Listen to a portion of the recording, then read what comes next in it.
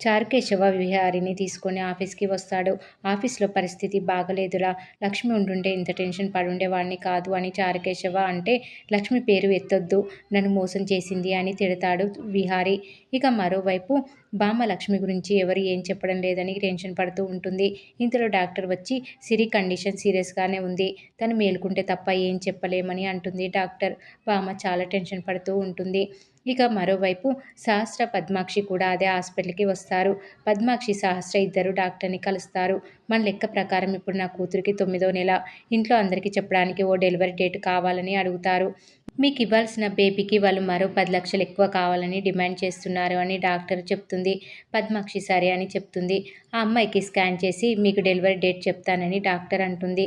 ఇక సహస్ర, పద్మాక్షి రిటర్న్ అయిపోతారు. ఇక భుజంగం తన మనిషికి కాల్ చేసి, ఇంకా అక్కడే ఉన్నావా? లక్ష్మిని చంపి నాకు కాల్ చెయ్యు అని అంటాడు భుజంగం. ఇక మరోవైపు విహారీ ఆఫీస్‌లో బోర్డ్ మీటింగ్ మొదలవుతుంది. అంబిక వచ్చి ఈ మీటింగ్ మన కంపెనీల గ్రోత్ గురించి అని మాట్లాడుతూ ఉంటుంది. అందుకు సంబంధించిన ప్రజెంటేషన్ ఇస్తుంది.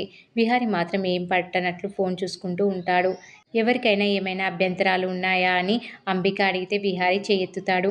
మీ ప్లాన్స్ అన్నీ బావున్నాయి కానీ 30% లాభాలు యూజ్‌లెస్. గతేడాది మేము 40% దక్కించుకున్నాం. ఇప్పుడు ఒక 50% అయినా చెప్పాలి అని అంటాడు అంబిక. మత్తులో ఉన్నాడనుకుంటే బానే చెప్తున్నాడు అని అనుకుంటుంది అంబిక. ఇక విహారీ చైర్మన్‌గానే ఉన్నాడు కానీ 6 నెలలుగా సీఈఓ పదవి ఖాళీగా ఉంది అని అంటుంది అంబిక. లక్ష్మి ఉన్నప్పటి నుంచి మనకు చాలా నష్టాలు వచ్చాయి.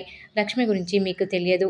ఇంట్లో పని చేసుకున్న అమ్మాయి ఆఫీస్‌లో సీఈఓ పదవి దక్కించుకుందంటే మాకు అర్థం కావడం లేదా అని అంబిక మనుషులు అందరూ లక్ష్మి గురించి తప్పుగా మాట్లాడి విహార్‌ని రెచ్చగొడుతూ ఉంటారు. లక్ష్మికి, విహారీకి ఏదో అఫైర్ ఉందని అందరూ అనుకుంటున్నారని అంటారు. విహారీ కోపంతో ఒక మనిషిని కొట్టబోయి బోర్డ్ ఆఫ్ డైరెక్టర్‌లో ఒకరి తల పగలగొట్టేస్తాడు. బోర్డ్ ఆఫ్ డైరెక్టర్లందరూ విహారీ మీద విరుచుకుపడతారు. విహారీ సారీ చెప్పకపోతే విహార్‌ని చైర్మన్‌గా దించేస్తామని అంటారు. అంబిక వాళ్ళని బతిమిలాడినట్టు నటిస్తూ ఉంటుంది. మరోవైపు లక్ష్మికి మెలకువ వస్తుంది. బామ్మకి ఈ విషయం చెప్పడంతో చాలా సంతోషపడుతుంది. ఇక సహస్ర, పద్మాక్షి అటుగా వస్తుంటారు. పద్మాక్షి లక్ష్మిని చూస్తుంది. ఏంటి అక్కడ ఆగిపోయావని సహస్ర పద్మాక్షిని అడిగితే, నువ్వు కారు తీస్తూ ఉండు, నేను డాక్టర్‌తో మాట్లాడి వస్తా అని అంటుంది పద్మాక్షి. ఇక సహస్ర వెళ్ళగానే, ఒసే లక్ష్మి, నువ్వు ఇక్కడున్నావా? ఇన్ని రోజులు నీ శని మాకు లేదని అనుకున్నాం. నువ్వు ఈ సిటీలో ఉంటే 4 రోజుల తర్వాత ఇంటికి వస్తావు. నువ్వు ఇక ఎప్పటికీ రాకూడదంటే నిన్నిక్కడే చంపేయాలి అని కత్తి పట్టుకొని లోపలికి వెళ్తుంది పద్మాక్షి. ఇంతలో లక్ష్మి కడుపు చూసి ఆగిపోతుంది.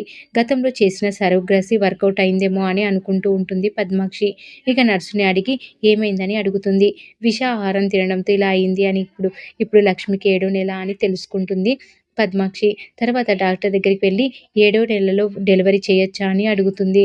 మరి ఏం జరగబోతుంది అనేది రాబోయే ఎపిసోడ్‌లో తెలుసుకుందాం. ఈ వీడియో కనుక మీకు నచ్చినట్టయితే లైక్ చేయండి, షేర్ చేయండి, సబ్స్క్రైబ్ చేయడం మాత్రం మర్చిపోకండి. Please subscribe.